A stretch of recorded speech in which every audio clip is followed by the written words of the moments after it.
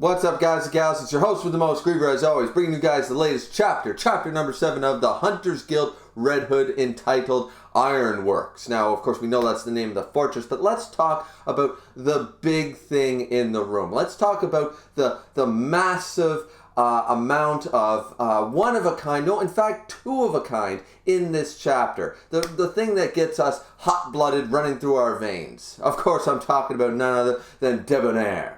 Debonair is our newest character introduced, one of our newest characters introduced, the conductor and the main instructor on the Ironworks Fortress. Now, there's sort of a lot of details to go into, some lore-based stuff, so stick around for that part. But I just want to say right off the bat, Twitter only thought that they were going to be able to do fan art of Grimm. Oh no, we have more waifu material in 7 chapters. We got 7 chapters into a series, and we already got 2 major waifus ready to go. Actually, really liking Debonair, known as Hot-Blooded Debonair. And Vilu, after meeting her, even when they're shaking hands and stuff, really like her design for a lot of massive reasons. A lot of humongous good reasons to really like Debonair. But besides that, honestly, eye patch, Super Saiyan looking hair, all spiked up, got the abs that just won't quit, and that's really all that's really noteworthy on the appearance side. But also the fact that called hot-blooded, and Vilu even notices when she shakes his hand that her hands are abnormally hot. They're they're really what's with her hands? They're really, really hot. So maybe she's afflicted by a curse to be hot-blooded. Check it and see. Got a fever of 103, sort of deal there. It might not be a curse. It might be an ability. It could be some form of magic. We're going to learn more and more. But she's apparently massive. She's really huge. She towers over Vilu and a lot of the other people here. So there is that. Now, also another thing to note is that this Ironworks Fortress is considered the hunter candidate training facility number 21, but it's called Ironworks. Now, this is a 3-month journey, and we sort of get this information sort of spelled out to us this chapter. We sort of had an idea, but now we're getting a better one. Is that this is the training from hell sort of idea, right? This is the training camp, and for 3 months on this, they're doing a 3-month voyage to the Hunters Guild, an island called the Citadel that's not found on any map. And when they get there, if you survive the training camp, they don't really say, if you survived all 3 months, do you get to be a hunter? It's sort of left a little ambiguous. It doesn't actually imply whether, because as I was reading this, I don't know about you guys, but as I was reading this, it sort of sounds like, yeah, if you want to quit halfway through, which somebody does, we'll give you a boat, but you got to row your way back. 3 months this way. You got 90 days in this direction till we hit there for you guys to become hunters. We're going to put you through a huge training regimen while you're here. They don't really imply, if you just survive the 3 months, you get to be a hunter. You know what I mean? There could be people that make it all 3 months, and maybe there's a pass-fail thing. You know what I mean? It's not really spelt out that just because you survive the 3 months, you get to be a hunter. So maybe that'll be explained in the next chapter or 2 or something like that. Or I could just be reading too much into it, and maybe that is the case. Maybe it is that simple. If you can survive the 3 months on the fortress, then you get there. But this also implies with 21 that there's at least 21 of these type of facilities or fortresses or training things from all over the globe that end up to this place called Citadel, the Hunters Guild. So very interesting that. And they talk about disciplining the mind, and we get a bit of a not a time lapse, but a small one, like a 1 week in sort of idea. They showcase all the stuff. They're prepped. They're ready to go. We meet a couple of new characters, new candidates, so to speak. We meet a guy called Bonkers. We meet a grandfather, an old man called Bremen, I believe. And either way, when they depart and stuff, they're all like, okay, here's what we got to do and stuff. And Vilu is just, he's like, well, I'm going to try my best, blah, blah, blah. And we get a little bit of snippets that people can continue to try, like the 2 failed hunters that we met in the last chapter, the brother and sister. They actually, Tiltley and Mitley, I believe is how you say their names. But they failed before, but you can try again. You can always try again, apparently, because one of the guys, one of the big guys, Bonkers, he, ironic name there, but Bonkers apparently failed 4 times. This is his 5th run through this thing. So I mean, like that's why I'm a little curious. That's why I'm thinking that it implies that just because you make it the 3 months to the end doesn't mean you like there's still a pass or fail thing. That's just what's indicated to me, because I don't know. I don't know if they know what they're going through and stuff like that. You would think, like, how would you fail 4 times? It's like you just gotta count the days, like a man in a jail cell sort of idea. It's like count the days, get through it, and if you survive, you know, if you don't die, you're good, right? So I think there's a little more to it than just simple making it the 3 months. So that being said, we see more people in the background. They might be relevant later, more candidates and stuff like that.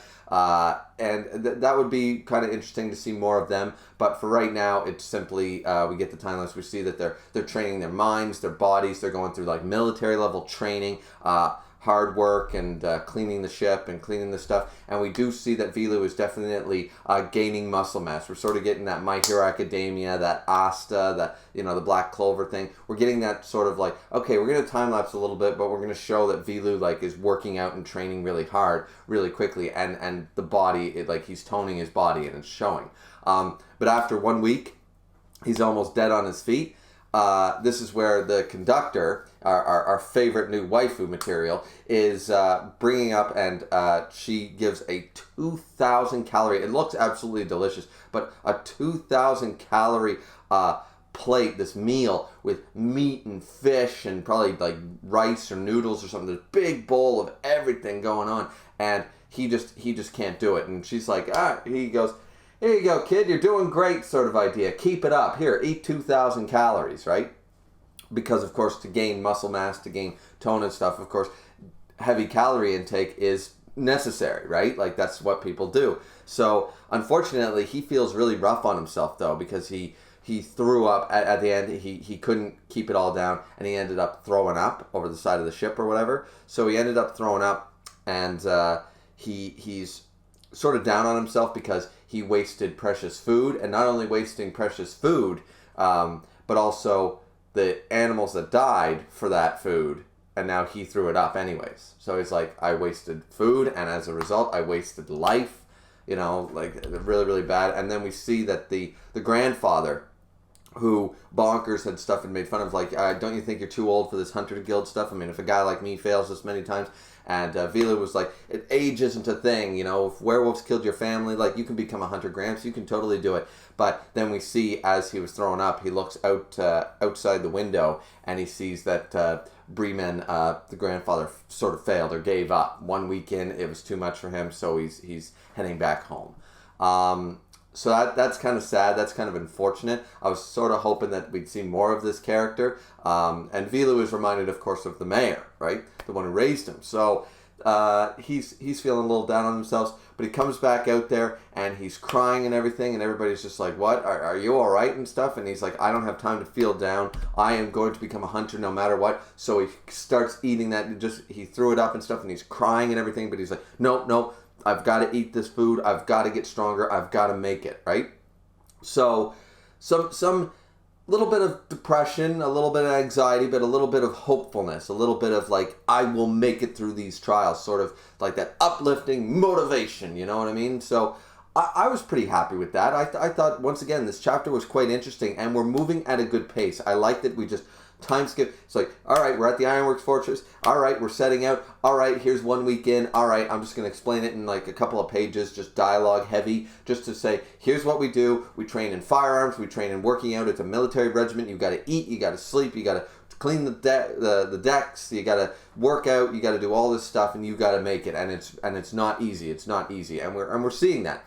I like the pacing though. I love the pacing of this chapter, because now it's not going to be one of those like trial and error periods where we have like 25, 30 chapters of just them working out, them training to maybe get the chance of becoming a hunter and stuff. For some stories that works, but for others, no. I didn't want this to be another Hunter x Hunter with the hunter's exam thing, and we were going to go through that for, 20, 30 chapters, a whole arc of that. I'm grateful that they seem to be speed blitzing it along somewhat, just because this isn't where the interesting parts are. You can tell the excitement is in the air for the author. The mangaka wants to get to the fights, wants to get to the excitement, wants to get to the new creatures and the fascinations and all this stuff. So, but we need this in place to get to there. So not going too fast. It's not fast-paced, but it's just well-paced. And I'm really liking that. I'm liking that idea.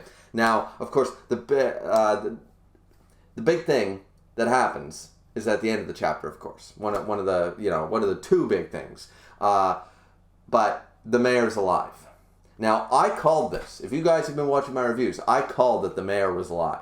I'm not convinced that those were the mayor's bones. I'm not convinced that the guy who killed a werewolf with that axe was special. He was a knight. He had the training and all this stuff.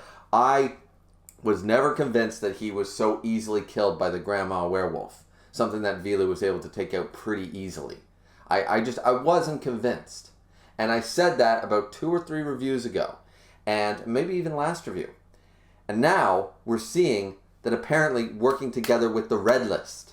Because we have the witch, I believe it's Cinderella is the witch, I believe. And then we have Lycaon, sorry, sort of forgetting the names here. Or how to pronounce them, I should say.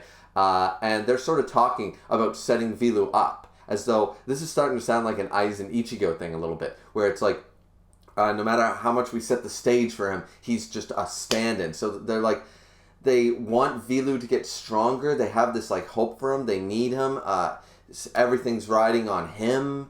Why? Why would they want to send Vilu out to become a hunter? Why is Vilu special? Why this? Why that? And then she says to the mayor, "You work so hard to raise him too. Isn't that right, Mr. Mayor?" And we see that the mayor is there with them, and he's got one eye closed. Maybe his eye was damaged or something like that. Or maybe that's just for aesthetic purposes. But the mayor seems to be in perfectly fine health.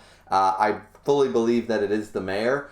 And so yeah, I'm definitely curious as to what all this is. This is setting up so much good lore, so much good story arcs, so many good, like, we know the Red List are like some of the highest, like, clearly there's some of these like massive hit list of people, I'm assuming, like they're part of the Red List, they're like the council, they're like the evil organization, they're the bad guys, you know what I mean? And the mayor seems to be working with them, but they have this sort of Aizen plan to raise up the main character for some purpose. Maybe it's benevolent, maybe it's not. Maybe the hunters, it would easily set up that the hunters are actually the evil ones the entire time. Or they made them. It could be like a Firefly thing, the TV show Firefly with the Reavers. The government made them. So by trying to improve, by trying to do all this, maybe they created witches and wizards and werewolves and vampires and dragons. Maybe the Hunters Guild is the catalyst, was the cause of all this creation, and now they're trying to like snuff it out as though, you know what I mean? There could be one of those, could be a conspiracy thing. There's so many directions they can take this, especially with this dialogue that we're not meant to understand yet, but really gets our blood pumping, gets us excited, and become hot-blooded, just like Debonair. So, I don't know about you guys.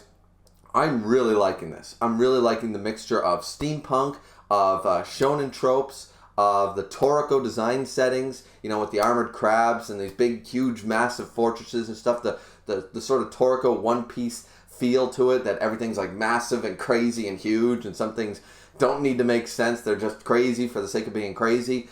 But we also have good characters. We're having good characters so far. We're having good storylines so far. And I'm just really intrigued. So what do you guys think so far? 7 chapters, roughly speaking, with the 71, the 50-odd or 70-odd page first chapter. You could argue that it's about 10 chapters. So with about 10 chapters under its belt, what do you guys think of Hunter's Guild Red Hood so far? I think it's really good. I think, honestly, like, this is one of my favorite chapters this week. Easily one of my favorite chapters this week. So I just really think that some people have already dropped it off. They weren't too interested. Chapters 3 and 4 were a little meh. And nobody was giving it too much of a chance after everyone loved chapter 1. And then nobody really seemed to, really pump up for the next few chapters. But I've been excited here. These last couple chapters have been great. They've been really stellar. So I'm hoping that the series really takes off hardcore. It's just it's just a really good series so far. 7 chapters in, and I'm already this excited for how is the mayor alive? What's the red list consist of? When are they going to become hunters? Who's going to become a hunter? Who's the new, who else is going to graduate with Vilu? You know, are we going to see more of Debonair, the new waifu of the series? What's going to happen? I'm just, that's what manga's all about. That's what gets your blood pumping. That's what gets you excited if you can't wait to read the next chapter, right? That's what manga is, that's what storytelling is, and I think that Hunters Guild Red Hood is doing a fantastic job of that so far. So let me know down below what you guys think of this chapter and this series overall thus far. That being said, like, comment, and subscribe as always. Don't forget to drink responsibly as always, as I always do, and we will see you back here next time for sure for Chapter 8 of the Hunters Guild Red Hood. Thanks guys for watching. See you next time.